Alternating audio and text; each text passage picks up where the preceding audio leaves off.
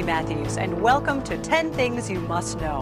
When you see your roof leaking, your first inclination is to get it fixed immediately, but that might not be the best idea, and our experts tell you why in the 10th thing you must know. Let the conditions settle before you start to meddle. Don't try to do this without anybody else present. Make sure you've got somebody on the ground that's there, working up on a roof. You're up its heights. You want to make sure that you feel comfortable, you feel safe. Don't try to do this without anybody else present. Make sure you've got somebody on the ground that's there, working up on a roof. You're up its heights. You want to make sure that you feel comfortable, you feel safe. You want to wear some sort of footwear that's a rubberized sole. You want to make sure that the pitch of the roof is not too substantial that you can't work on it and basically feel comfortable. If you feel uncomfortable, you feel it's too steep, you might want to really consider bringing in a professional that does it all the time. If you feel very comfortable and you've got the proper tools in place, proper footwear, it's time to get working. Often the most challenging part of fixing a roof comes before you even take out your toolbox. Find out what the experts have to say about the thrill of the hunt in the 8th thing. Hose it down until it shows up. First thing I would normally do after I've looked and given a clean observation, said, okay, there's nothing obvious. This is definitely something I have to do a little investigation on. I'd pull out a hose and I'd start spraying the roof down. And I hit certain sections. It's called a water test. Make sure you concentrate the water in the areas most likely to have a leak, but do check the entire roof. Water can be very deceptive, and you don't want to spend a whole weekend fixing your roof only to find out it still has a leak. Once the chimney's done, you're there for a while. That's not it. Move on to the next critical area, the valleys. Move on to the next critical area, the vent pipe. So on and so forth until you find, okay, this is where the leak's coming from. And again, it doesn't necessarily have to be the roof. It could be the siding. It could be a window. So you're going to want to check outside as well and look around.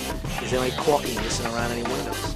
Is there a piece of siding that maybe fell off? Is there a drip edge above the window that just isn't in place? Those are all critical areas that could cause water infiltration. You've been warned about the difficulty of finding leaks, but when you start the search, there's a likely culprit that's easy to investigate. It's the 7th thing you must know. Before you climb up on the roof, check down in the gutter. One of the most common areas and causes for roof leaks are clogged gutters.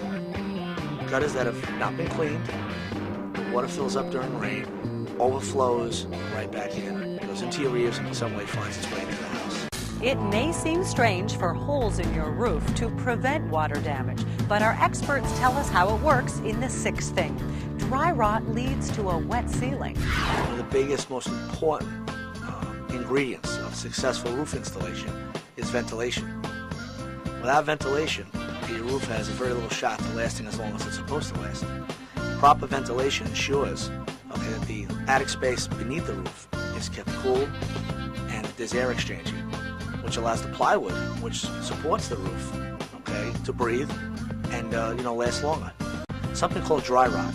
We're not due to any type of a water problem, but just dry rotting from lack of ventilation.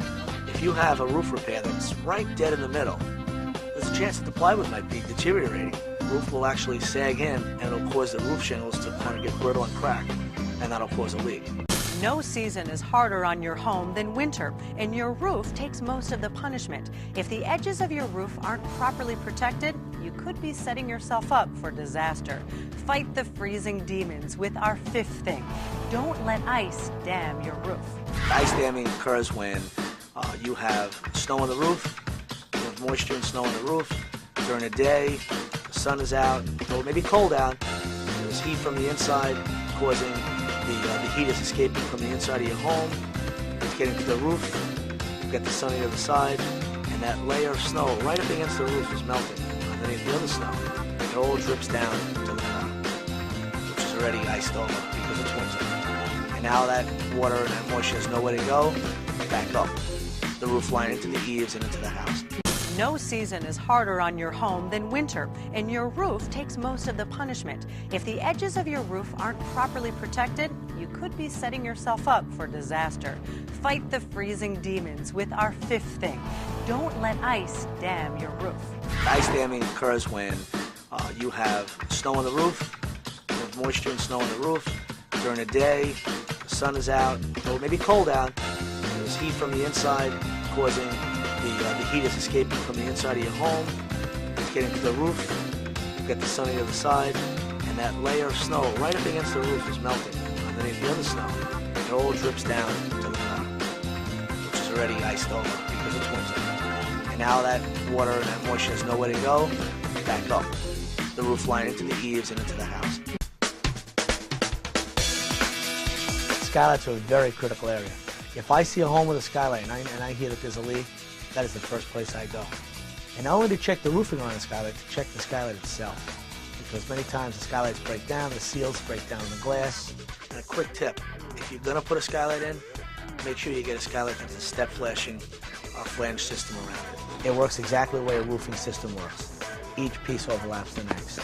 And those are the best, most watertight installations. Almost every single drop of water that hits your roof will end up in the same spot. It's no wonder this area is prone to so many leaks. Our experts tell us where it is and how to fix it in the second thing. Bad things happen down in the valley. Through the valley, you've got to take a lot more shingles off than just that little piece. Okay? Because the valley, it works all the way up. Okay? The way shingles are installed, they're an overlap. Okay? Each layer overlaps the next layer. So as water flows down, it flows over and over and over until it flows off your roof and into your gutter. So you've got to go well below where the leak is and start taking shingles off along the side. You finally found it. You've got the hole patched and you can paint over that yellow spot in the ceiling without having to worry about more damage. Or can you? Find out in the number one thing you must know. Sometimes leaks come in 2s and 3s and 4s. Sometimes what you think is the problem isn't the problem. And you spend all that time fixing it only to find that you've still got a water leak. And that happens with professionals. Professionals will do it all the time. Like I said earlier, it's not an exact science in finding a leak. It can be something as simple as that vent pipe, and you tried it with the water and it wasn't there, but you found that you were having a problem over here in the valley. It's not always the exact thing. And sometimes it's a little hit and miss. It's not always the first time. But don't get discouraged, okay? Because Rome wasn't built in a day.